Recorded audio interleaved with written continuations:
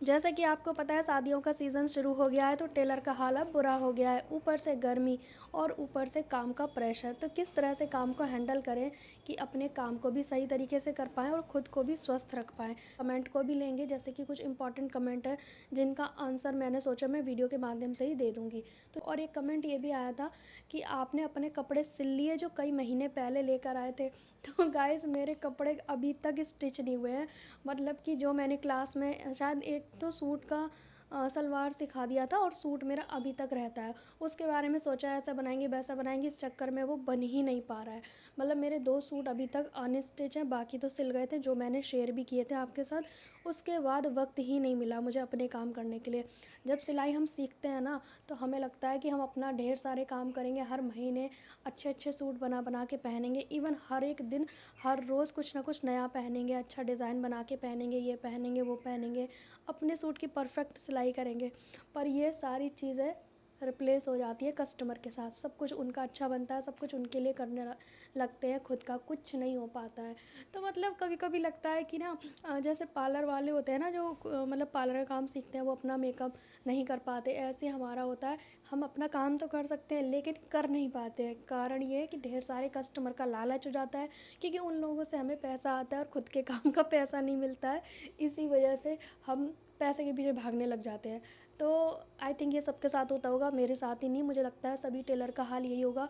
बहुत ही कम लोग होंगे जो सिर्फ अपना ही बनाते होंगे और बाकी कस्टमर का लेट करते होंगे। पर मेरा उल्टा है कि कस्टमर पहन ले टाइम पे, मेरा पहना जाए या ना पहना जाए।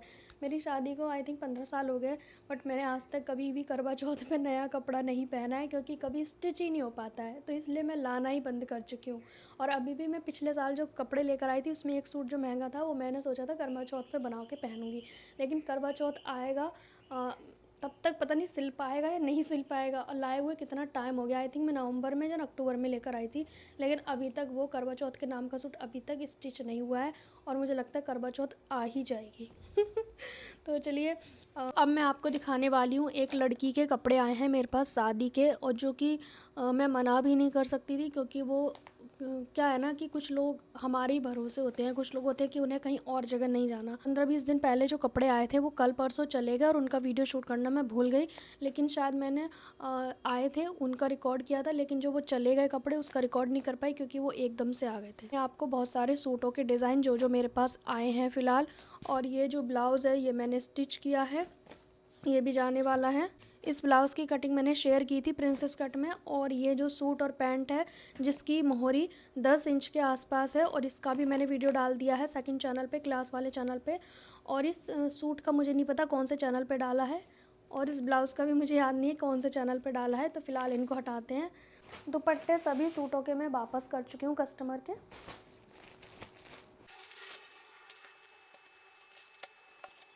तो सबसे पहले शुरू करते हैं साड़ी से। तो ये साड़ी है साउथ इंडियन साड़ी। इसका ब्लाउज़ कैसे बनेगा अभी उसने मुझे बताया नहीं है कस्टमर ने, ठीक है जी। और ये कपड़े वैसे मैं नहीं भी लेती अगर किसी और के होते, पर इस लड़की के क्यों लिए वो भी आपको रीज़न बताएंगे, ठीक है। क्योंकि कभी किसी का एहसान कभी ना भूलें, ठीक है। तो ये साड़ी हो गई। दूसरा एक ये सूट है, ये मैं साइड करती जाऊँगी, ठीक है। यहाँ पे फ्रंट में नेक डिज़ाइन दिया गया है, ये वी नेक डिज़ाइन है। इस तरह के बहुत सिले थे मैंने, देख सकते हो। ये वी नेक डिज़ाइन है, चंदेरी फैब्रिक का है, ठीक है। दूसरा है, ये है Fendi silk fabric. Fendi silk fabric जो आजकल चल रहा है, बहुत ही ज़्यादा ट्रेंड में है, पर मुझे अच्छा नहीं लगता है। ये एक तो सिलने में बहुत झंझट होती है इसमें। जो नेक डिज़ाइन है वो 5 शेप में है और पूरे में वर्क दिया गया है, स्टोन वर्क है ये। और नीचे इसमें बॉर्डर पट्टी दी गई है, जैसा कि आप देख पा रहे हैं। उसके बाद है ये वाला, ये ऑर्गेन्जा फैब्रिक में है। ये चंदेरी हो गया, दूसरा ये फेंडी सिल्क हो गया, और ये हो गया ऑर्गेन्जा। ये है ऑर्गेन्जा फैब्रिक जो कि पतला सा होता है, ट्रांसपेरेंट टाइप का होता है। अस्तर तो सब में लगेगा। पूरा इसमें जरी का वर्क है, ये जो दिख रहा है ना आपको वर्क, ये पूरा जरी का है। नीचे बॉर्डर पट्टी दी गई है, देख सकते हो आप। दुपट्टे सबके मैंने भेज दिए हैं, क्योंकि दुपट्टे क्या करना था हमें, उसमें कुछ काम तो था नहीं। तो ये आप देख सकते हैं, इसमें है फ्रंट में ये फ्लावर प्रिंट बना हुआ है, और इसका जो फैब्रिक है वो रहेगा चंदेरी, और जो इसमें जो वर्क दिया गया है वो डोला सिल्क साड़ी में आता है ना, उस टाइप का कुछ इसमें वर्क दिया गया है। और फ्रंट में हल्का सा जरी वाला वर्क है, लेकिन ये प्योर जरी का नहीं है, जो नकली वाली जरी होती है उसका है। नीचे इसमें लेस दिया है जैसा कि आप देख पा रहे हैं। ठीक, मुझे लगता है सब चंदेरी वाले टाइप के हैं। आराम से अस्तर इजीली लग जाता है। जैसा कि आप देख पा रहे हैं, इसमें मोर बने हुए हैं।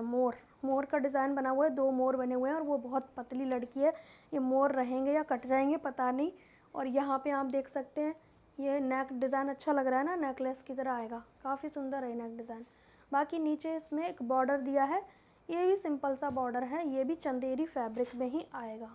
इसमें भी जरी टाइप का वर्क है और ये सिंपल जॉर्जेट टाइप का कपड़ा है। जो जॉर्जेट होते हैं ना, कई टाइप के जॉर्जेट होते हैं, ये जॉर्जेट है। इसमें पैंट और सूट दोनों में अस्तर लगेगा। पर इसका बेस्ट पार्ट मुझे ये लगा कि इसमें जो लटकन टाइप की लेस लगी हुई है ना, ये बहुत खूबसूरत है। ये रेडीमेड में मुझे मिलेगी नहीं, वरना मैं स्लीव्स पे भी लगा देती, क्योंकि ये वाली अच्छी लग रही है। जो मोटी मोटी होती है वो अच्छी नहीं लगती। देख सकते हो आप कितना सुंदर है ये लेस। ये जो डिज़ाइन दिया गया है ना, काफ़ी सुंदर है।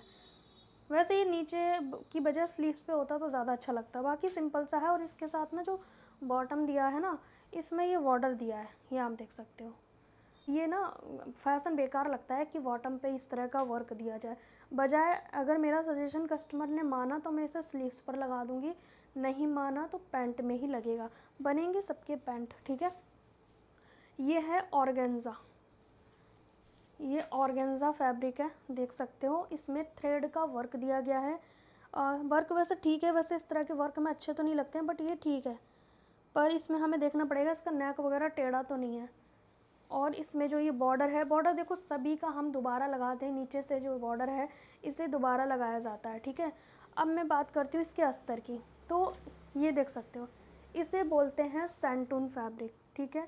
ये कौन सा फैब्रिक है? सैंटून का। दूसरा, ये भी सैंटून है, ये मोटा सैंटून है दोनों, ठीक है। कॉटन सैंटून आप कह सकते हो।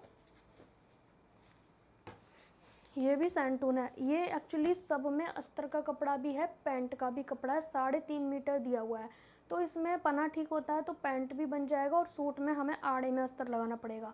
बहुत सारे लोग कमेंट करते हैं कि आड़े में अस्तर लगा सकते हैं। अगर कस्टमर के सूट में दिया है और कस्टमर कह रहा है भाई इतने में ही कंप्लीट करना है, तो भाई कम अस्तर होता है, पूरा 5 मीटर 4 मीटर तो देते नहीं है। तो हम क्या करते हैं, सूट में आड़े में अस्तर लगा देते हैं और पैंट हमें स्ट्रेट में बनाना होता है, क्योंकि इसी फैब्रिक से अस्तर का भी यूज़ करना है और इसी को हम पैंट भी बना सकते हैं। अब बात करते हैं, क्या इसमें अस्तर लगाना ज़रूरी है? पैंट में अस्तर लगाना चाहते हैं तो लगा सकते हैं, नहीं लगाना चाहते हैं मत लगाओ। लेकिन अगर आपको चाहिए कि आपके पैंट के कुछ दिन बाद घुटने ना निकलें, तो आप उसमें अस्तर लगाएं, फिर चाहे वो कॉटन है, रेयॉन है, या फिर जाम कॉटन है, ग्लेस कॉटन है, जॉर्जेट है, ऑर्गेन्जा है, सैंटून है, कोई भी कपड़ा है, उसमें आपको अस्तर लगाना चाहिए पैंट में। लेकिन एक कमेंट आया था कि आपने तो नहीं लगाया, तो मेरे खुद के कपड़े नहीं होते हैं, कस्टमर के होते हैं। कस्टमर सिलाई देंगे तभी हम अस्तर लगाएंगे उसमें, हम अपने पास से तो नहीं लगाएंगे, राइट। अस्तर का भी पैसा प्लस उसकी सिलाई भी अलग हो जाती है। तो उसमें कस्टमर जब रेडी नहीं होते तो हम बिना अस्तर का बना देते हैं। कस्टमर कहता है बिना अस्तर का बना दो, फिर पहनने के बाद भाई उनका 1-2 महीने तो ठीक रहेगा, उसके बाद क्या होगा हमें उससे मतलब नहीं है, क्योंकि हमने उस वहाँ तक की गारंटी नहीं ली है कि भाई 6 महीने बाद इस सूट का क्या हाल होना है, वो हमें मतलब नहीं है। हमने जब स्टिच किया है, पहन के देख लो, सही है तो लेकर जाओ, अगर सही नहीं है तो हमारी प्रॉब्लम है। अदरवाइज़ 3-4 महीने बाद ख़राब हो जाए तो उसकी हमारी कोई प्रॉब्लम नहीं है, कोई गारंटी नहीं है, ठीक है। ये क्रेप में फैब्रिक दिया गया है थोड़ा सा, ये क्रेप फैब्रिक है, ये उसमें लगेगा, इस वाले का है शायद, हाँ इसका है ये। तो इन सब के ना अस्तर दिए हुए हैं, बॉटम भी दिए हुए हैं, ये देख सकते हो। बॉटम के फैब्रिक कुछ खास नहीं है, ठीक है जी। ये हो गया 7 सूट। एक्चुअली ये साउथ इंडियन साड़ी है, बहुत ही प्यारी सी, और कितनी अच्छी तय लगा के आई है ना ये साड़ी, देख सकते हो। इसका हम ब्लाउज़ कट करेंगे तब आपको पूरा दिखाएंगे। फ़िलहाल आपको पता है ये कपड़े क्यों आए हैं पहले से मेरे पास, क्यों मैंने लिया है, मना नहीं किया है, उसका रीज़न मैं आपको बताऊंगी अभी। अब 2 आई हैं साड़ियाँ। ये साड़ी में से तो एक ब्लाउज़ बनना है और नॉर्मल साड़ी रहेगी, लेकिन ये जो सिल्क साड़ी है, सिल्क वाले फैब्रिक की, इसमें कस्टमर ने बोला है कुछ यूनिक चीज़ बना दो। तो मैंने उन्हें सजेशन दिया कि जो पल्ले का ये प्रिंट है, इसका आप जैकेट बनवाओ प्लेन पैंट और प्लेन सूट ज़्यादा अच्छा लगेगा, और साथ में इसकी स्लीवलेस जैकेट बना लो, बहुत ही अच्छा लुक आएगा, जैसे पहाड़ी स्टाइल में होता है ना उस तरह का। और कस्टमर भी पहाड़ी हैं, तो मैंने उन्हें सजेशन दिया कि हल्दी टाइप की रस्म में पहनने के लिए बेस्ट ऑप्शन है। और दूसरा ऑप्शन दिया कि जो पल्ले का पार्ट है इसे ऊपर चोली पे ले लो और बाकी नीचे प्लेन हो जाएगा, तो ये भी अच्छा रहेगा। दोनों में से जो ऑप्शन सही लगेगा वो बन जाएगा। लेकिन मैं अभी फ़िलहाल काम लेना बंद कर चुकी हूँ थोड़े दिन के लिए, क्योंकि मेरे पास ना, मैं अभी रीज़न बताऊँगी आपको, बहुत बहुत मतलब मैं वर्डन हो गया है मेरे ऊपर। तो फ़िलहाल ये सभी कपड़े ना आराम से सिलूँगी, मैं कोई जल्दबाजी में नहीं करूँगी। और कपड़े आए थे इन्हीं इन्हीं कस्टमर के, जिनके ये सूट हैं ढेर सारे। तो मैंने जो सूट सिलने के लिए आए थे, मैं वीडियो के एंड में दिखाऊंगी आपको। काफ़ी सूट आए थे, लेकिन पता क्या हुआ कि वो आए, दिखाए मैंने, फिर मैंने आपको दिखा दिया, एक वीडियो शूट कर लिया था, फिर उसके बाद मैंने सोचा जब सिल जाएंगे तब मैं आपको दिखाऊंगी। बट वो कस्टमर एकदम से आ गई और ये कपड़े डाल गई, वो लेके चली गई, तो वो मेरा ना दिखाने का टाइम ही नहीं मिला। एक दो सूट उसमें ऐसा था कि जो बिल्कुल मेरे ही सूट के जैसा था, बिल्कुल टू कॉपी। आपने भी कहा था कि दी या तो सूट आपने अपना सिला था, बिल्कुल वैसा ही है। तो हाँ बिल्कुल, ब्लाउज़ देख लो आप कैसा है, प्रिंसेस कट का ब्लाउज़ है फ्रंट में और बैक ओपन रहेगा। बहुत सारे लोग कहते हैं कि हमें इस साइज़ का बता दो, उस साइज़ का बता दो। मैं पहले भी बहुत बार शेयर कर चुकी हूँ कि मतलब जब भी मैं ब्लाउज़ या सूट बनाती हूँ तो वीडियो डालती हूँ, तो मैं हमेशा कहती हूँ कि मैं मेथड आपके साथ शेयर कर रही हूँ, आप उसी मेथड से अपने साइज़ का बना सकते हो। तो पता नहीं क्यों कमेंट करते हैं कि इस साइज़ का बता दो प्रिंसेस कट ब्लाउज़, उस साइज़ का बता दो। पॉसिबल नहीं है हर साइज़ का बताना, हर साइज़ के आते भी नहीं हैं। लगभग मेरे पास 40-38 इस साइज़ के ही ज़्यादा कपड़े आते हैं, आपने देखा भी होगा। ठीक है, तो ये है कितने साइज़ का है मुझे याद नहीं है, कल परसों बनाया था, तो ये आज चला जाएगा। ठीक है, ये है हमारा proper princess cut back open में, काफ़ी सुंदर है।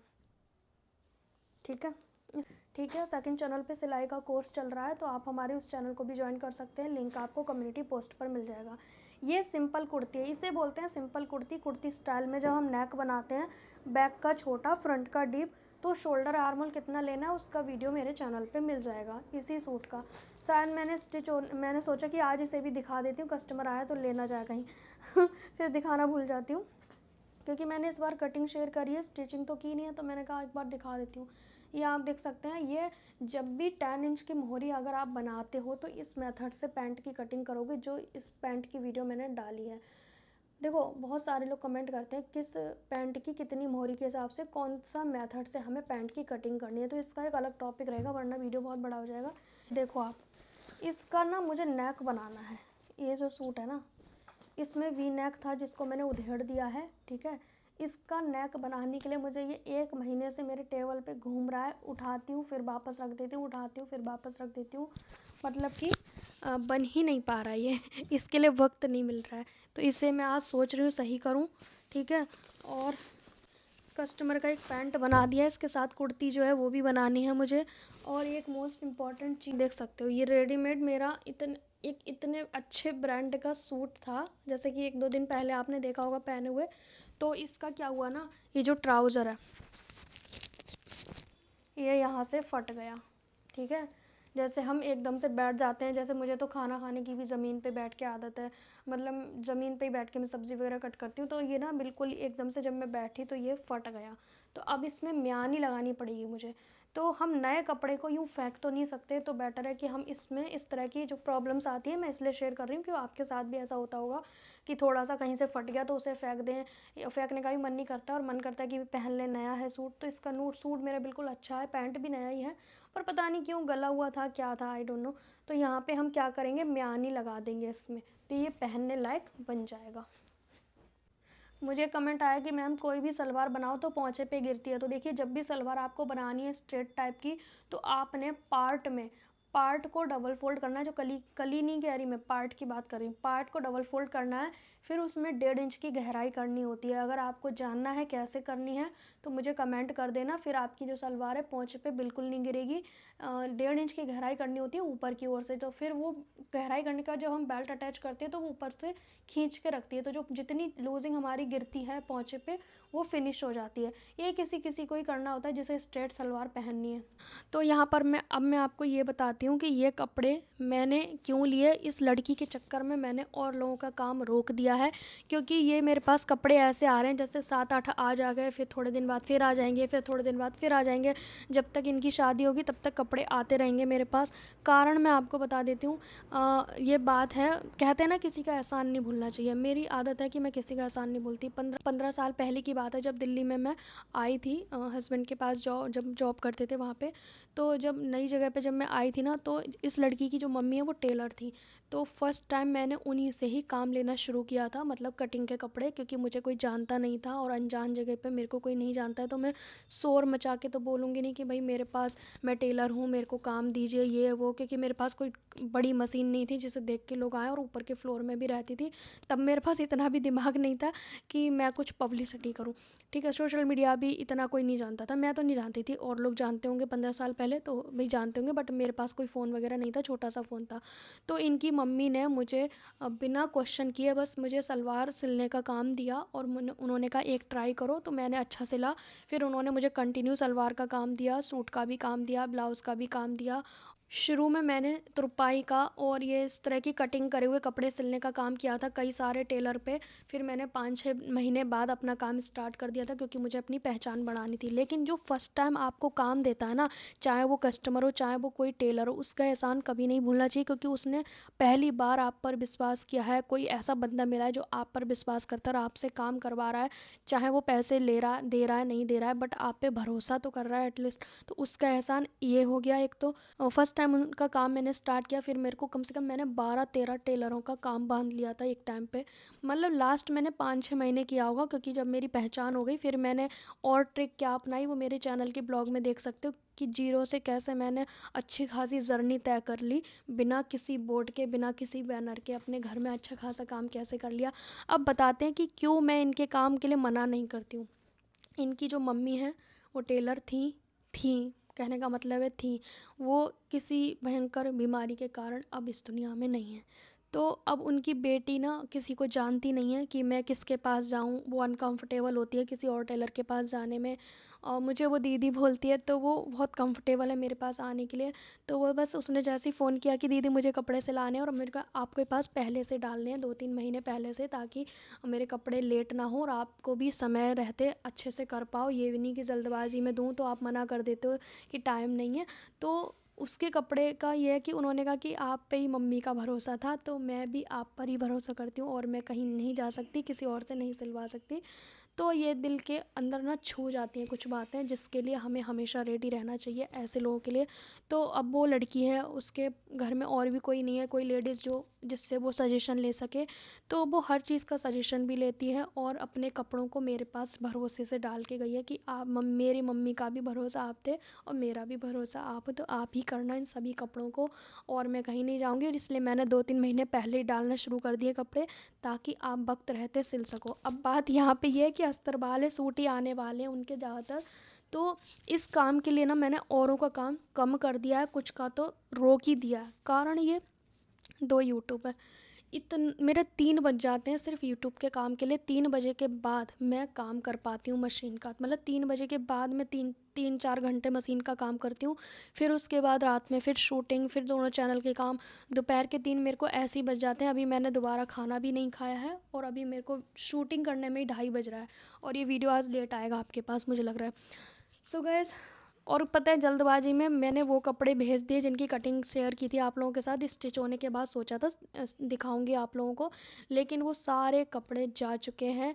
वीडियो शूट करने का वक्त नहीं मिला, वो उसने फ़ोन किया अचानक से मैं आ रही हूँ, तो मैंने कहा आ जाओ, और वो कपड़े सोचा था मैं टेबल पे डाले हुए थे कि वीडियो बना के दिखाएंगे आपको कि स्टिच होने के बाद ये कैसे लग रहे हैं, पर वो उनका मौका ही नहीं मिला, वो ले गई और ये डाल गई।